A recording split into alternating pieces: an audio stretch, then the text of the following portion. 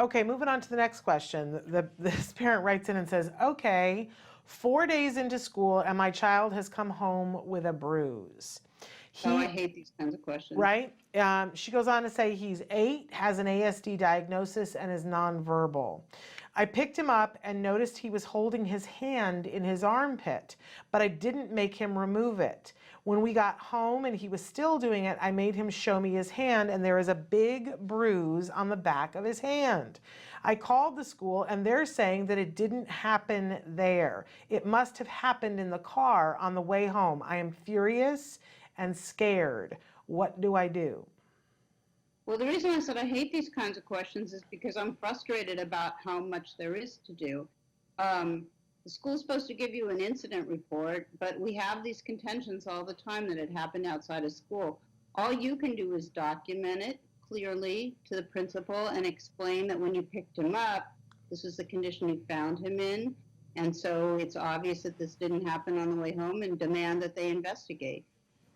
That's all you can do. And Yeah. until it's happened 3 or 4 or 5 times, you really just don't have that much recourse. And I gotta say, it's like terrible when we as parents have to become forensic experts to testify to things, but it seems like to me that a bruise would take longer than a car trip home to develop. If you hit your hand right before getting into the car, a bruise doesn't come up that quickly. I would Good point. I would be calling those people back and saying, I need the incident report and I'm going to call my lawyer because you're telling me it didn't happen on your watch and I can prove that it did because I documented that I saw it at this time and a bruise doesn't come up that quick. I hate that. I think that's great advice. I think she said even when she picked him up, he had his, Yeah, he was holding it. Yeah. So I assumed that it was already bruised. And certainly if she wants to throw in that, she's getting her lawyer involved, that's going to put them on notice. My question is just, are they going to just cover up stuff, or are they going to become more careful? Yeah, well, and then there's the whole thing, because as a parent, I go, do I send him back to the place where they're saying it didn't happen and I know that it did? And, that's where it gets squishy for me, Bonnie, because I don't know that I could. If I thought for an instant that my child was being hurt at school and that nobody was noticing. Intentionally hurt. You're not talking about falling down on the playground. Oh, no, I'm saying even if he fell down on the playground and hurt himself, if my child, if we've got an 8-year-old who's going to school with ASD, someone should have eyes on that child at some point.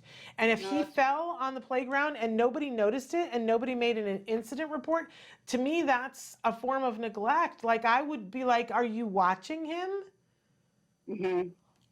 Well, that's a very, very valid question. And it, also should be mentioned that in California, if you want to sue a public entity for personal injuries, you have to file a government claim within 180 days of the incident, or else you're barred from suing them. Or another way you could get their attention would be to fill in the government claim. And assuming you're in California, you have to call the school, like you have to, not school, but you have to call the district risk management people and find out, do they have a district specific form that you need to fill in, and it's basically a 2-page form with what happened, what date was it, and who are the witnesses, and that puts them on notice that you're contemplating a lawsuit. Yeah, and I gotta say, because I want to make sure that I say this, that I used to be a classroom teacher, and the one day that my child got the most injured at a school, I just happened to be there. It was right before a Christmas concert that they were going to do, and I just happened to be there.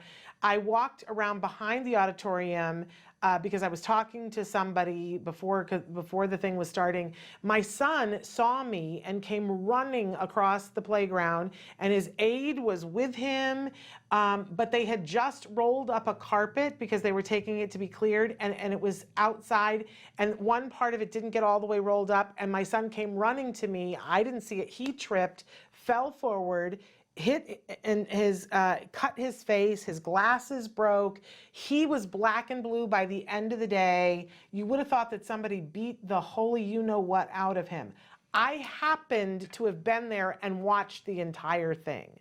So I saw what happened. I saw that my kid tripped, And, you know, I don't think he even cried. He was like, stunned for a second, but I saw the whole thing. I can tell you, if he had come home, how I saw him later, I would have been so petrified. I know that things happen in school. A bruise does not necessarily mean that something nefarious has happened, but I would be wanting somebody to tell me, how did this happen?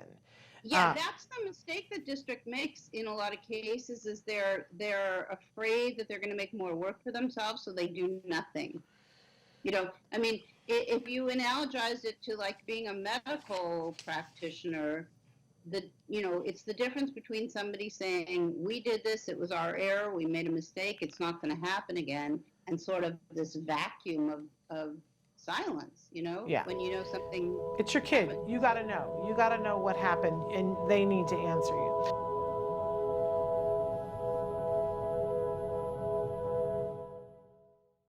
Hey, thanks for watching Autism Live. To subscribe, click here. And if you'd like to check out some more of our videos, click here.